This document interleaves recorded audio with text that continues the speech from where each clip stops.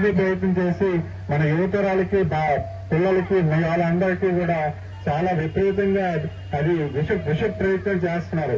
మద్యం గాని అలాగే ఈ డ్రగ్స్ ఏదైతే ఉందో పూర్తిగా మన తాలూకా కుటుంబాలను నాశనం చేసే పద్ధతిలో అది ఉన్నాయనేది ఎటువంటి సందేహం లేదు. మనం ఆలోచన చేయాలి. మన భవిష్యత్తు ఎటువైపు వెళ్తుంది.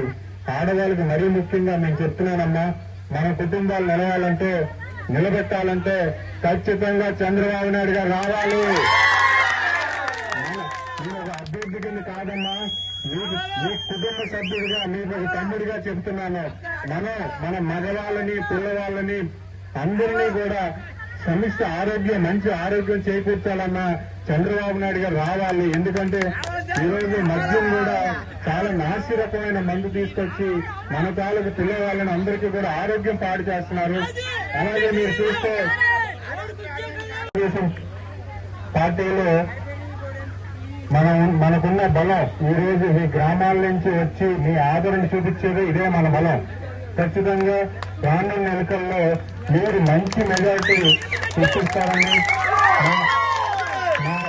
మా తాతగారు అయినటువంటి కొండపల్లి పవిత్రనాయుడు గారిని ఏ రకంగా అయితే మీరు దీవించారో, అలాగే బాబాయ్ గారిని కేఐ నాయుడు గారిని కూడా దీవించారో అదే ప్రాతినిధ్యంతో మూడో తరమైన నన్ను మీరు దీవించాలని కోరుకుంటూ ఈ సభగారిని తెలియజేస్తున్నాను.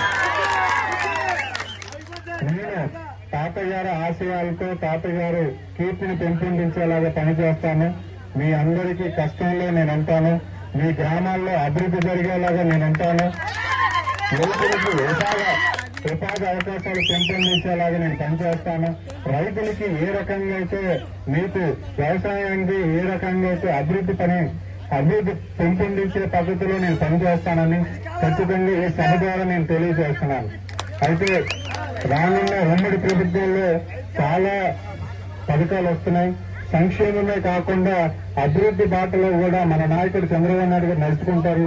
మీరు ఆలోచన చేస్తే అభివృద్ధి అనేది మనకి కొత్త కాదు. మన ప్రభుత్వంలో ఎప్పుడూ కూడా